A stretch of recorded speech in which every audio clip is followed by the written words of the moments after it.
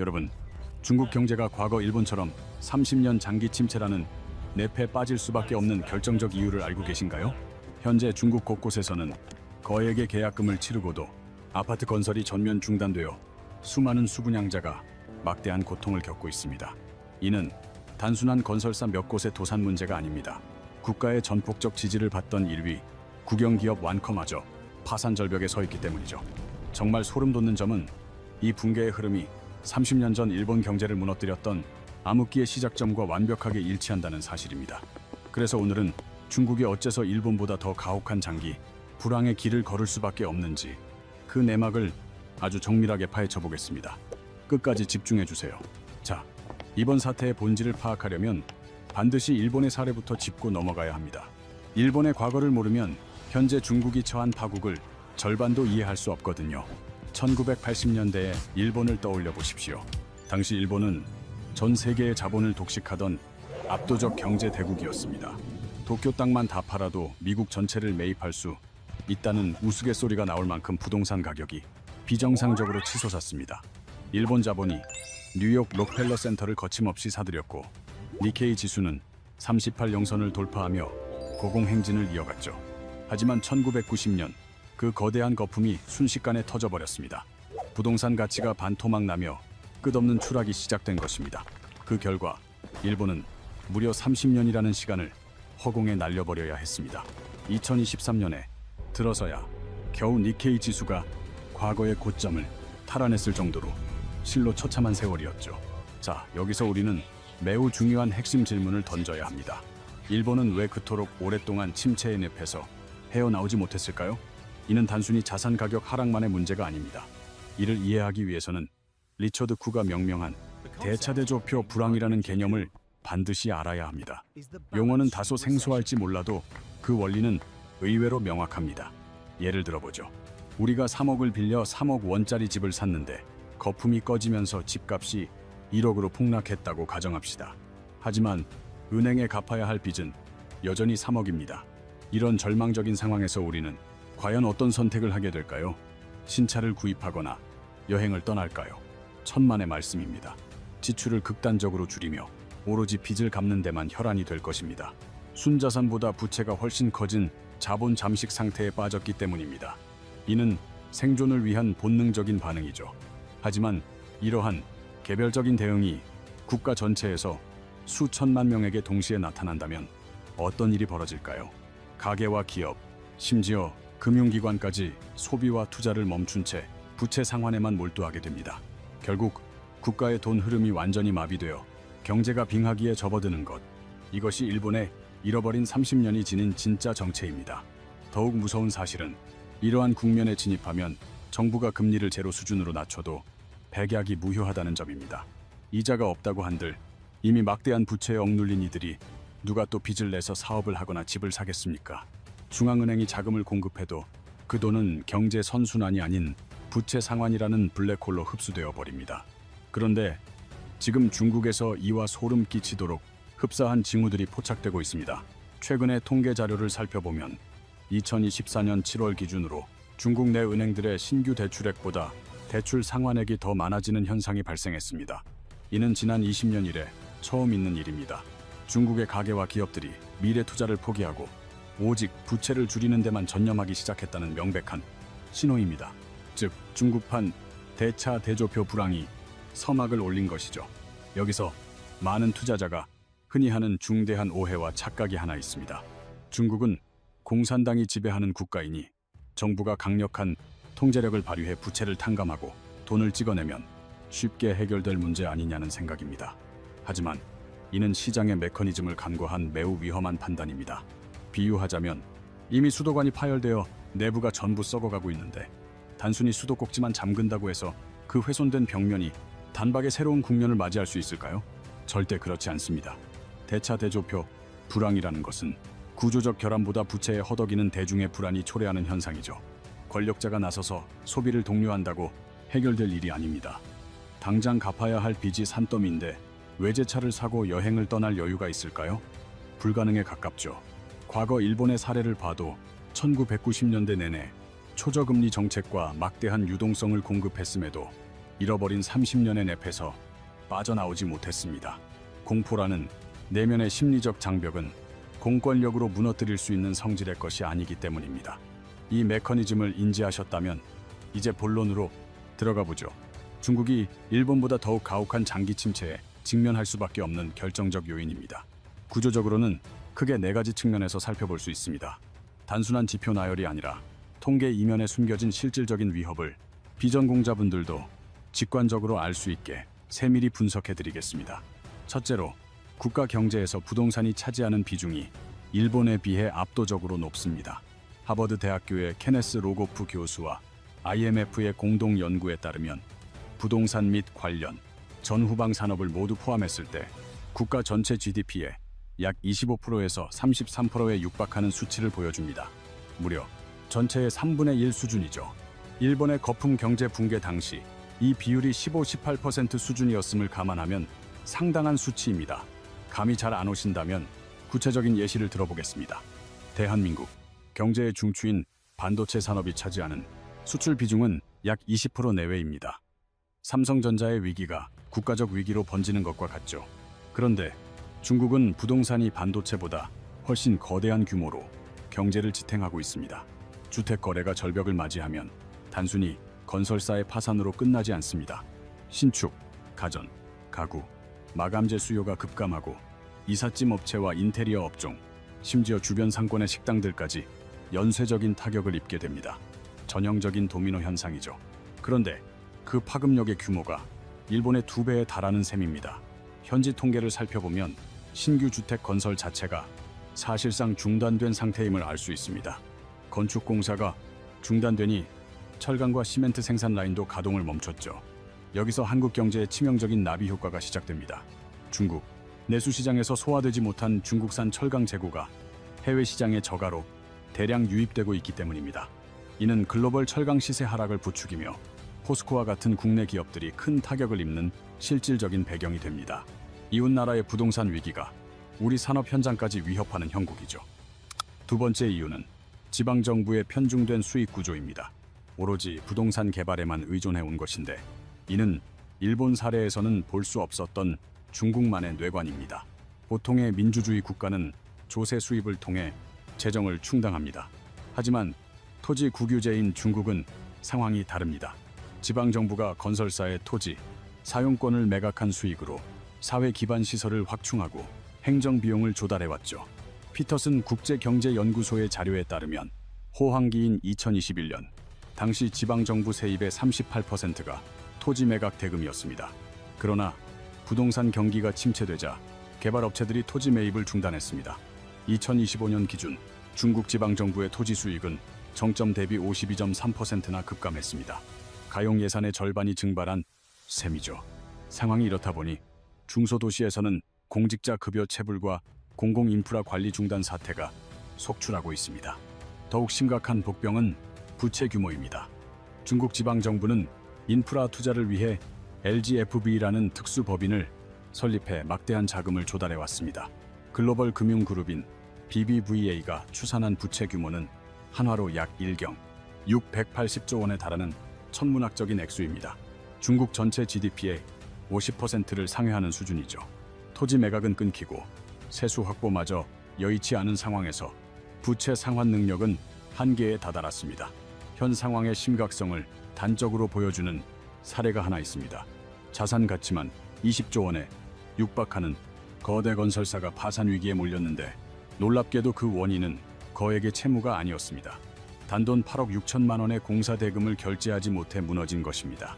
전문가들은 시가총액 20조 원 규모의 대기업이 단돈 8억 원을 마련하지 못해 무너진 상황을 두고 중국 건설사들의 자금줄이 완전히 말라버렸다는 명백한 증거라고 해석합니다. 현재 중국 부동산 개발사들의 현금 창고가 텅 비어 있다는 사실이 적나라하게 드러난 셈이죠. 세 번째 원인은 주택을 구매할 수요층이 구조적으로 붕괴하고 있다는 점입니다. 어쩌면 이 현상이 앞선 두 요인보다 훨씬 더 파괴적이고 위협적일 수 있습니다. 과거 일본의 경우 1990년에 거품이 터졌을 당시에도 인구는 여전히 증가하는 추세였습니다.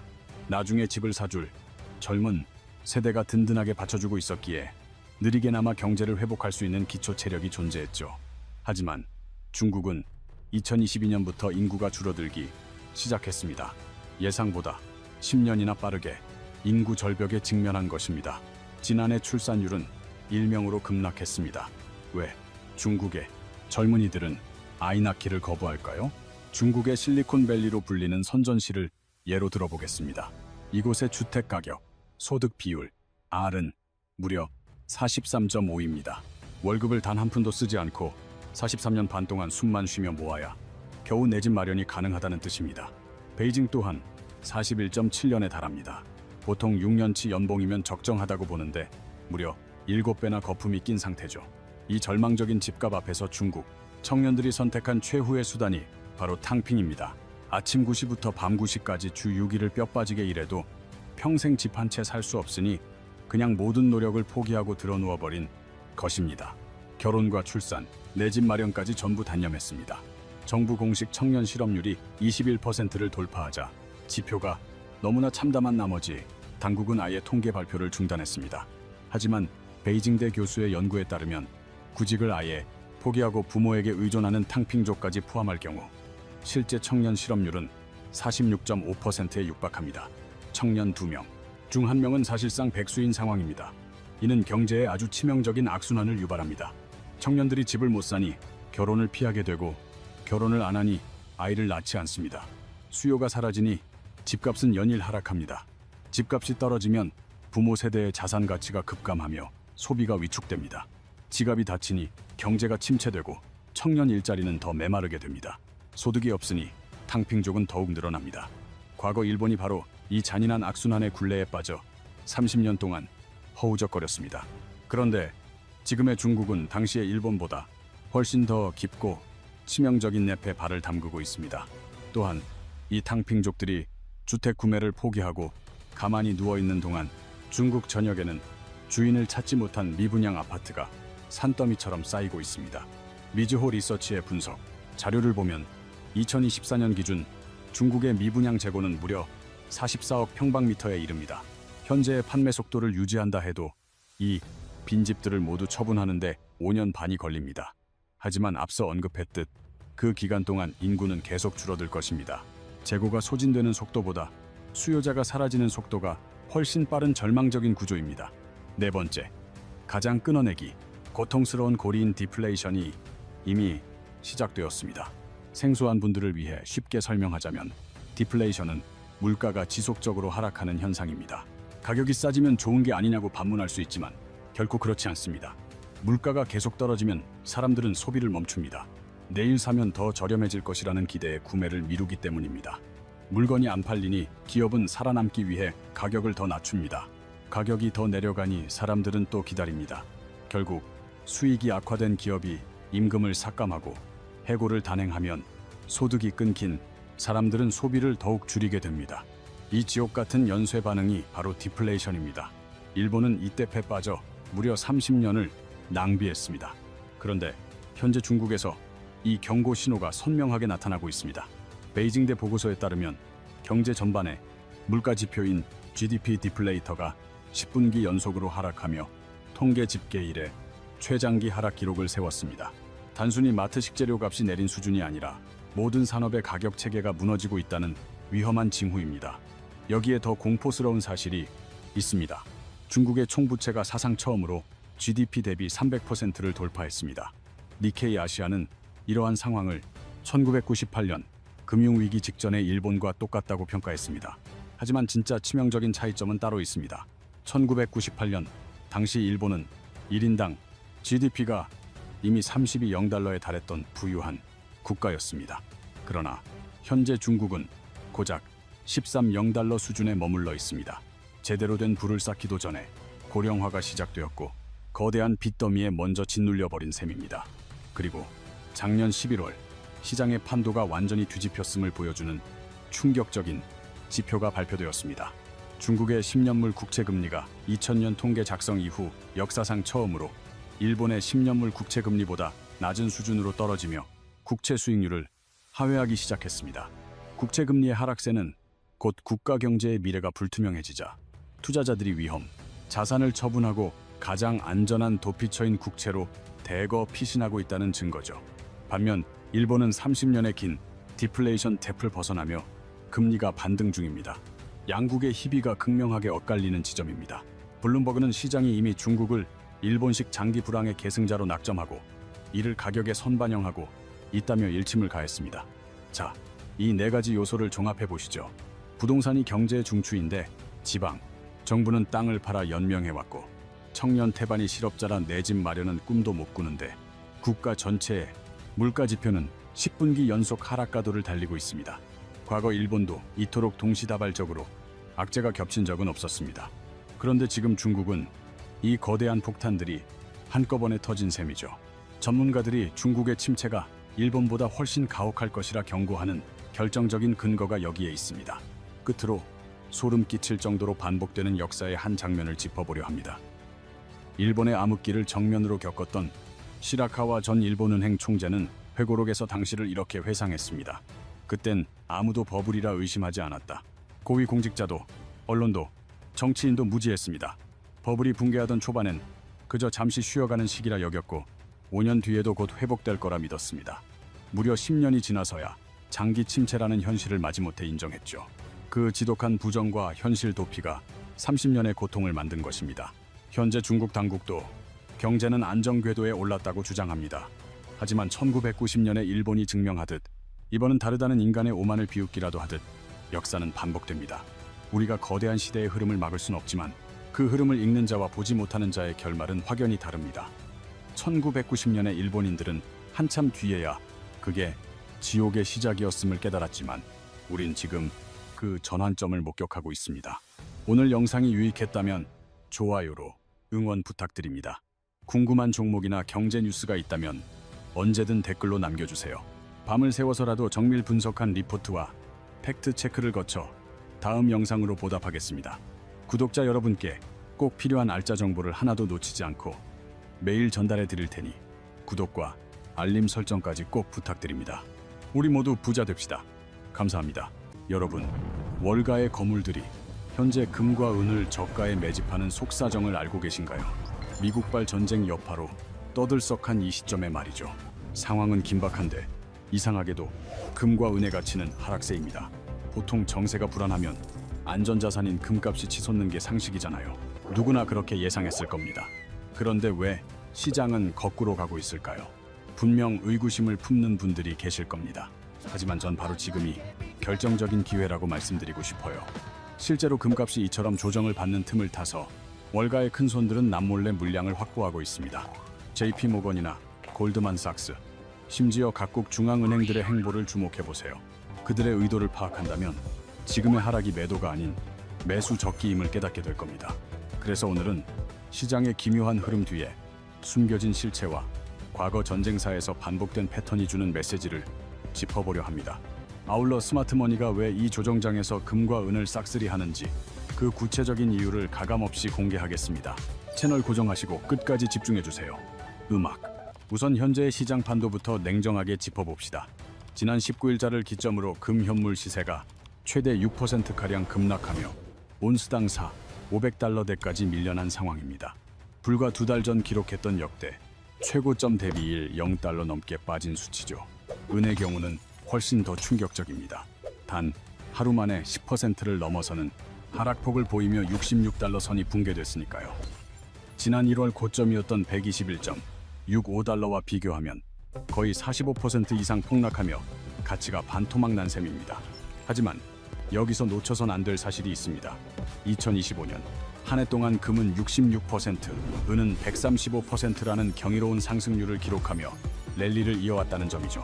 지금의 가파른 하락을 보고 끝물이다 라고 판단해 매도하려는 분들이야말로 이 영상을 보셔야 합니다. 조정의 근본적인 원인을 알게 되면 지금이 오히려 비중을 늘려야 할 기회라는 걸 알게 되실 테니까요. 본격적인 분석을 위해 이번 조정이 시작된 배경부터 살펴보죠. 시계바늘을 2026년 2월 말로 돌려보면 미국이 이란을 겨냥해 이른바 장대한 분노 작전을 개시했습니다. 이스라엘 남부 파르스 가스전 피습에 대한 보복으로 이란이 카타르 내 LNG 시설을 타격했고 이는 전면전 양상으로 번졌습니다. 중동 정세가 요동치자 미 연준은 지난 18일 전쟁이 몰고 올 불확실성을 이유로 기준금리 동결을 결정했습니다. 파월 의장은 인플레이션 억제가 확인될 때까지 금리 인하는 없다고 단언했죠. 그 사이 국제 유가는 배럴당 110달러를 돌파했습니다. 이것이 금값의 악재로 작용한 이유는 명확합니다. 유가 상승은 물가 압박을 키우고 결국 연준이 고금리 기조를 장기화하거나 추가 인상을 단행할 명분이 되기 때문입니다. 금리가 오르면 이자 수익이 발생하는 채권이나 예금으로 자금이 쏠리기 마련입니다. 반대로 보유해도 이자가 붙지 않는 금과 은 같은 자산에서는 투자금이 빠져나가게 되죠. 시장 전문가들 역시 시중 유동성이 에너지 섹터로 이동하며 금값 하락을 부추기고 있다고 진단합니다. 혜택이 좋은 멤버십 카드와 아무 적립도 안 되는 카드를 비교할 때 이자를 주는 쪽이 더 매력적으로 보이는 것과 같습니다. 이 대목에서 금 투자는 이제 끝났다고 결론 내리실지도 모릅니다. 하지만 진짜 중요한 본론은 지금부터입니다. 전쟁이 발발하면 금값은 무조건 우상향한다는 속설 들어보셨죠? 하지만 이는 사실의 단면일 뿐입니다. 금 시세의 변천사를 정밀 분석해보면 훨씬 흥미롭고 정교한 법칙이 작동하고 있음을 알 수 있습니다. 바로 페타 콤플리파이드 컴플리 현상인데요. 투자의 전설 앙드레 코스톨라니가 정의한 개념으로 특정 사건이 이미 시장에 선반영되어 더 이상 가격 변동의 동력이 되지 못하는 상태를 일컫습니다. 대대적인 할인 행사가 예고되면 사람들은 시작 전부터 줄을 서지만 막상 행사 당일에는 이미 살 사람들은 구매를 마쳐 매장이 한산해지는 이치와 비슷하다고 보시면 됩니다. 전쟁과 금값의 관계도 마찬가지입니다. 1990년 걸프전 당시 이라크의 쿠웨이트 침공 조짐이 보이자 투자자들은 일찌감치 금 사재기에 나섰고 전쟁 발발 직전인 8월에는 411달러까지 시세가 치솟았습니다. 하지만 1991년 2월 전쟁이 종료될 무렵에는 오히려 362달러까지 하락했죠. 시장의 공포가 선반영된 결과입니다. 2003년 이라크 전쟁 역시 패턴은 동일했습니다. 개전 2년 전부터 금값은 이미 265달러에서 348달러로 30% 이상 상승했고 포성이 울린 직후에는 오히려 상승세가 꺾였습니다. 시야를 훨씬 더 과거로 돌려봐야 합니다. 1차 세계대전이 발발한 1914년과 2차 세계대전의 종식 직후 그리고 1971년 닉슨 대통령이 금태환 중단을 선언하며 달러 체제의 근간이 흔들렸던 시기를 주목하십시오. 당시 온스당 35달러 수준이던 금값은 단 9년 만에 850달러까지 치솟으며 24배라는 경이적인 폭등을 기록했습니다. 전쟁 비용을 충당하려 국가들이 화폐를 마구 찍어내자 현금 가치는 바닥을 쳤지만 실물 금을 보유했던 이들은 자산의 가치를 완벽하게 보존해냈습니다. 여기서 핵심적인 반전이 있습니다. 전쟁 직후 일시적으로 금값이 밀린다고 해서 상승 동력이 사라진 것이 아닙니다. 진짜 무서운 저력은 전쟁이 휩쓸고 간 뒤에 나타나는 구조적 우상향입니다. 2003년 이라크 전쟁 당시를 되짚어보죠. 종전 직후 348달러였던 금은 2011년 1900달러를 돌파하며 8년 사이 무려 5배 가까운 수익률을 기록했습니다. 전쟁이 초래한 국제 질서의 재편과 감당하기 힘든 재정 적자, 그리고 달러 신뢰도의 하락이 전쟁 그 자체보다 강력한 가격 상승의 촉매제가 된 셈입니다. 현재의 시장 흐름도 과거의 전철을 정확히 밟고 있습니다. 개전 직후 금값은 온스당 500달러 선을 위협하며 극도의 시장 공포를 즉각적으로 반영했습니다. 현재 나타나는 500달러 선까지의 조정은 단기 차익 실현 매물이 쏟아지며 발생하는 일시적 현상일 뿐입니다. 금의 시대가 저무는 것이 아니라 역사에 소름 끼치는 반복이 시작된 것이죠. 눈앞의 노이즈가 거치면 전쟁 이후에 도래할 거대한 구조적 불장의 씨앗이 지금 이 순간 심어지고 있음을 알게 될 겁니다. 2003년에 이미 고점이라고 판단해 시장을 떠난 이들은 이후 2011년까지 이어진 5배의 수익 구간을 그저 허탈하게 지켜볼 수밖에 없었습니다. 지금의 조정이 폭발적인 랠리 직전의 모습과 얼마나 흡사한지 냉정히 분석해야 합니다. 이때 초보 투자자분들이 가장 혼란스러워하는 부분이 있습니다. 위기 상황인 전쟁터에서 안전 자산인 금값이 오히려 하락하는 이유가 무엇일까요? 이는 안전 자산의 범주가 금 하나만이 아니기 때문입니다. 전쟁 국면에서는 달러 또한 강력한 안전 자산으로 기능합니다. 특히 미국이 주도하는 분쟁에선 글로벌 자금이 달러로 집중되죠. 달러 가치가 급등하면 달러로 거래되는 금의 상대적 가격 부담이 커지면서 일시적으로 수요가 둔화됩니다. 자주 가던 매장 바로 옆에 더 매력적인 할인 매장이 들어서면 고객이 분산되는 것과 같은 원리입니다. 게다가 유가 상승이 인플레이션을 자극해 고금리 기조가 장기화될 것이란 전망은 이자가 없는 금액엔 불리한 조건입니다. 하지만 간과해서는 안 될 사실이 있습니다. 이런 단기 하락장을 틈타 월가는 조용히 금과 은을 매집하고 있다는 점입니다. JP모건의 데이터에 따르면 중앙은행과 투자자의 금 수요가 분기 기준인 350톤을 100톤씩 넘어설 때마다 금 시세는 직전 분기 대비 약 2%의 상승 효과를 보였습니다. 그런데 현재의 분기별 금 수요는 평균 585톤에 달합니다. 기준치를 무려 235톤이나 상회하는 수치입니다. JP모건은 올해 각국 중앙은행의 연간 금 매입량이 755톤에 이를 것으로 봅니다. 이것이 왜 구조적 변화일까요? 2022년 이전까지의 평균 매입량은 400, 500톤 선이었습니다. 이제는 그 2배가 표준이 된 것입니다. 그렇다면 중앙은행들이 금을 이토록 사들이는 본질적인 이유는 무엇일까요? 2025년 상반기 전 세계 중앙은행들은 무려 480억 달러 규모의 미국 국채를 처분했습니다. 이는 2008년 금융위기 이후 단일 기간 최대 매도 기록입니다. 연준이 보유한 외국인 국채 잔액 역시 연초 이후 최저치로 급감했습니다. 이 거대한 자금이 향한 곳은 바로 금이었습니다. 시즈그룹의 최고 투자 책임자는 이를 두고 현대 금융사에서 가장 중대한 글로벌 리밸런싱이 일어나고 있다고 진단했습니다. 국채를 버리고 금을 선택하는 논리는 명확합니다. 달러 자산은 미국의 결정에 따라 언제든 동결될 수 있는 위험이 있습니다. 2022년 우크라이나 침공 당시 러시아의 외환 보유고 3영억 달러가 순식간에 묶여버린 사건을 전 세계가 목격했습니다. 하지만 내 금고 안의 금은 그 누구도 손댈 수 없는 절대적 자산입니다. 중국, 인도, 터키, 체코 같은 국가들은 이 뼈아픈 교훈을 얻었습니다. 터키는 26개월, 체코는 29개월 연속으로 금을 비축하고 있습니다.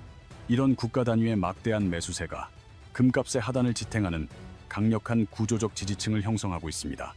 현재 금 시장은 극명한 두 층으로 나뉩니다. 상단에는 시세 변동에 일희일비하며 물량을 던지는 개인들이 있고 하단에는 이를 묵묵히 받아내는 중앙은행들이 있습니다.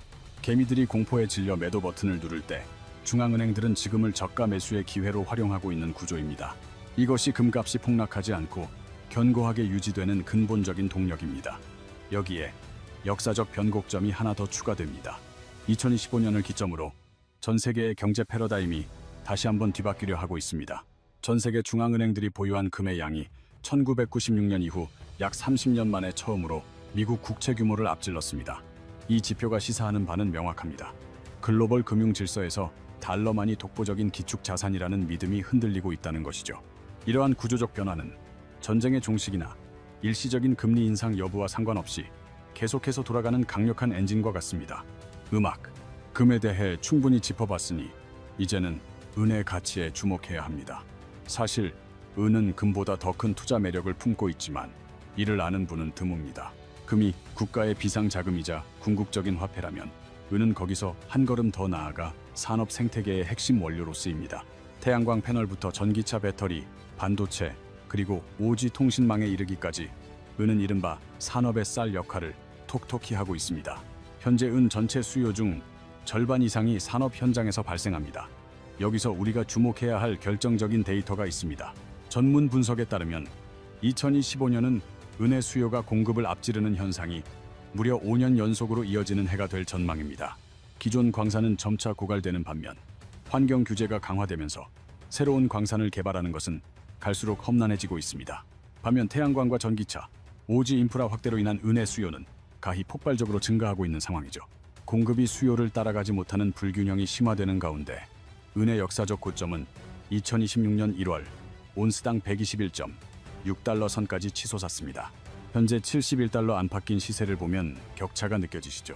과거 1980년과 2011년에 50달러 저항선에 막혀 주춤했던 적이 있었습니다. 하지만 이번에는 그 저항선을 가뿐히 넘어서며 100달러 고지를 돌파했고 역사적 기록을 새로 쓴 뒤 숨고르기에 들어간 상태입니다.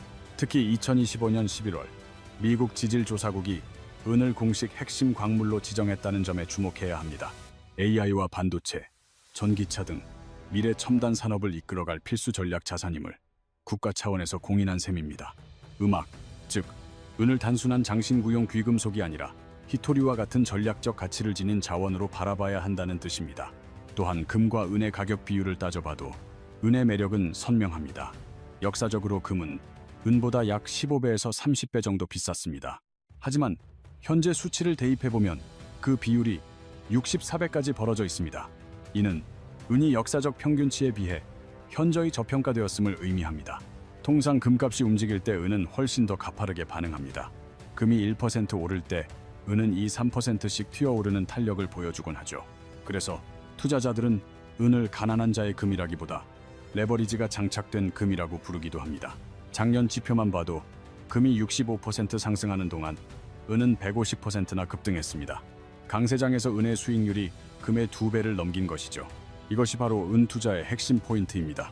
다만 하락장에서도 변동성이 그만큼 크다는 사실은 반드시 염두에 두어야 합니다. 음악. 그렇다면 이러한 배경 지식을 바탕으로 향후 금과 은의 가격 흐름을 예측해 보겠습니다. 시나리오는 크게 3가지입니다. 첫째는 스태그플레이션이 걷잡을 수 없이 심화되는 경우입니다. 유가가 고공행진을 이어가고 물가가 폭등하며 연준이 다시 금리를 올리는 상황이죠. 이럴 땐 이자가 붙지 않는 귀금속보다 고금리 채권이 선호되면서 금과 은의 가격이 일시적으로 강한 조정을 받을 수 있습니다. 하지만 겁먹을 필요는 없습니다. 각국 중앙은행들의 강력한 매수세가 바닥을 탄탄하게 지탱하고 있어 폭락으로 이어지기는 어렵기 때문입니다.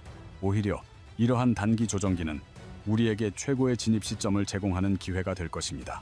두 번째는 중동 분쟁이 장기화되고 호르무즈 해협이 봉쇄되는 극단적인 시나리오입니다. 유가가 천정부지로 솟고 글로벌 인플레이션이 폭발하면 연준도 경기 침체를 막기 위해 어쩔 수 없이 금리를 내릴 수밖에 없습니다. 이 경우 금값은 골드만삭스의 전망치인 400달러를 가뿐히 넘길 것이며 은은 그보다 훨씬 더 폭발적인 상승세를 보일 것입니다. 공급망 차질이라는 물리적 충격이 에너지 시장에서 귀금속 시장으로 전이되며 유례없는 랠리가 펼쳐질 가능성이 큽니다. 마지막 3번째는 전쟁이 극적으로 타결되는 평화 시나리오입니다. 투자자 입장에서 가장 긴장해야 할 순간이기도 하죠. 전쟁이 끝난다고 해서 탈달러화 추세나 중앙은행의 금 매집, 그리고 산업계의 은 수요라는 본질적인 흐름이 바뀌지는 않습니다. 장기적인 우상향 궤도는 여전히 견고하다는 뜻입니다. 이제 방향성을 확인했으니 가장 실질적인 질문에 답해볼 차례입니다. 그럼 금은 구체적으로 어떻게 사야 할까? 많은 분이 궁금해하시는 투자 방법 4가지를 핵심만 정리해드립니다. 멘탈 털리면 절대 안 돼. 전쟁이 당장 내일 끝난다고 해도 우리가 짚어본 핵심, 즉 전 세계의 구조적인 탈달러와 중앙은행의 금싹슬리, 폭발하는 은산업 수요는 1도 바뀌지 않아 중장기적인 거대한 우상향, 추세는 절대 훼손되지 않는다는 뜻이야. 자, 그럼 방향은 알았으니 진짜 현실적인 고민 하나 해결하고 가자. 그래서 금 도대체 어떤 방법으로 사야 돼? 이거 헷갈려 하는 분들 진짜 많아서 딱 4가지로 핵심 내용을 정리해 드릴게요. 첫 번째는 KRX 금시장입니다. 증권사 앱으로 주식처럼 간편하게 매매할 수 있는데 수수료가 가장 저렴할 뿐만 아니라 매매 차익에 대해 비과세 혜택이 주어집니다. 세금 측면에서는 독보적인 1위 방법이죠. 두 번째는 금 ETF입니다. 주식 계좌를 통해 금 선물이나 환해 지형 같은 다양한 상품을 직접 매수하는 방식이라 접근성이 매우 뛰어나다는 장점이 있습니다. 다만 수익금의 15.4%가 배당 소득세로 나간다는 점은 아쉬운데요. 여기서 팁을 드리자면 연금저축이나 IRP 계좌 내에서 운용할 경우 세금을 이연시키고 3.3, 5.5%의 낮은 세율만 적용받아 훨씬 영리한 투자가 가능합니다. 세 번째는 골드뱅킹입니다. 시중은행에서 계좌를 개설해 0.0, 1지 단위로 소액 투자를 시작할 수 있다는 게 매력적이죠. 그러나 은행마다 수수료나 세금 산정 방식이 다를 수 있기 때문에 실행 전 꼼꼼한 확인이 필수입니다. 마지막 4번째는 실물 골드바입니다. 금은방에서 직접 금덩어리를 구매하는 방식인데 이건 살 때부터 10%의 부가세와 세공비가 추가로 붙습니다. 단기 시세 차익을 노리고 접근하기에는 비용 부담이 커서 효율성이 떨어지죠. 수십 년 이상 장기 보유하거나 자녀에게 자산을 안전하게 물려줄 목적이 아니라면 추천드리지 않습니다. 이제 주의해야 할 리스크도 짚어보겠습니다. 첫째는 단기 차익 실현 매물입니다. 지난 한 해 동안 금은 65%, 은은 150%나 급등했기에 고점 인식에 따른 매도 물량이 언제든 대거 쏟아질 가능성이 있습니다. 특히 은은 변동성이 매우 크기 때문에 심리적 중심을 잘 잡아야 합니다. 둘째는 예상치 못한 평화 분위기 조성입니다. 만약 내일이라도 당장 종전 협상 소식이 들려오면 시장의 공포가 사라지며 단기적으로 50% 정도 가격이 급락할 수 있습니다. 주식시장은 반등할지 몰라도 금 투자자 입장에서는 감내해야 할 조정 구간이죠. 셋째는 끈질기게 이어지는 고금리 상황입니다. 연준이 금리 인하 시점을 계속 늦추면 달러 강세가 유지되어 금값 상승세가 주춤할 수 있고, 넷째는 실물금 거래 시 발생하는 세금 폭탄입니다. 앞서 말씀드렸듯 실물 골드바는 부가세 10%와 세공비 부담 때문에 마지막으로 인도발 돌발 매물 리스크입니다. 확률은 낮지만 미리 인지해두면 좋습니다. 현재 인도인들이 금을 담보로 200톤 넘는 대출을 받았는데 경기 침체로 인해 강제 청산이 이뤄지면 시장에 금 매물이 쏟아져 나올 수 있습니다. 이런 변수가 있다는 것만 기억하셔도 충분합니다. 결국 투자는 눈앞의 소음과 거대한 본질 중 무엇을 보느냐의 싸움입니다. 지금의 가격 변동은 하락장의 시작이 아닙니다. 역사가 증명하듯 전쟁 직후에는 늘 더 높이 도약하기 위해 잠시 웅크리는 과정이 필요하죠. 단기적인 금리 공포가 걷히면 각국 중앙은행이 달러 대신 금을 사들이는 탈달러라는 거대한 흐름이 시장을 지배할 것입니다. 은 역시 마찬가지입니다.